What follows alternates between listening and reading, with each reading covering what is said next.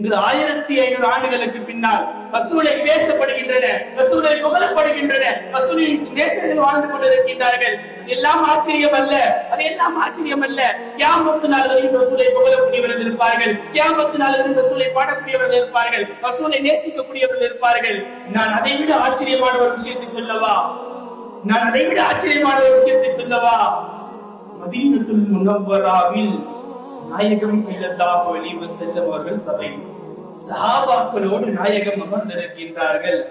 நாயகம் சொன்னார்கள், வதீத்து அன்னி ரஐது இஹ்வானி, என்னுடைய சகோதரர்களை நான் பார்க்க ஆசைப்படுறேன் நபி ஸல்லல்லாஹு அலைஹி வஸல்லம் சொன்னாங்க. சஹாபாக்கள் கேட்டாங்க, அவலஸ்னா இஹ்வானனா யா ரசூலுல்லாஹ், நாங்க உங்க சகோதரர்கள் இல்லையா ரசூலுல்லாஹ்னு கேட்ட உடனே, நீங்க எல்லாம் என்னுடைய தோழர்கள், என்னுடைய சஹாபாக்கள், என்னுடைய சகோதரர்கள் இருக்கின்றார்கள். அவர்கள் எனக்கு பின்னால் வருவார்கள். என்னை அவர்கள் பார்த்திருக்க மாட்டார்கள், என்னை அவர்கள் கண்ணால் பார்த்திருக்க மாட்டார்கள்.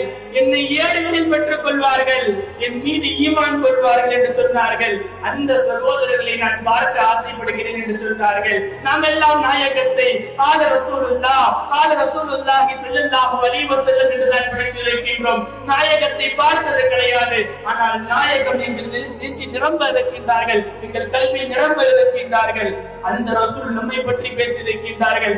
சுமார் 1400 ஆண்டுகளுக்கு முன்னால் என்னையும் உங்களையும் பற்றி பேசிய நாயகத்தை நான் நேசிக்க சொல்கின்றேன். என்னையும் உங்களையும் பற்றி கவலைப்பட்ட நாயகத்தை நேசிக்க சொல்கின்றேன். யாருக்கு ஒரு வந்த குணம்?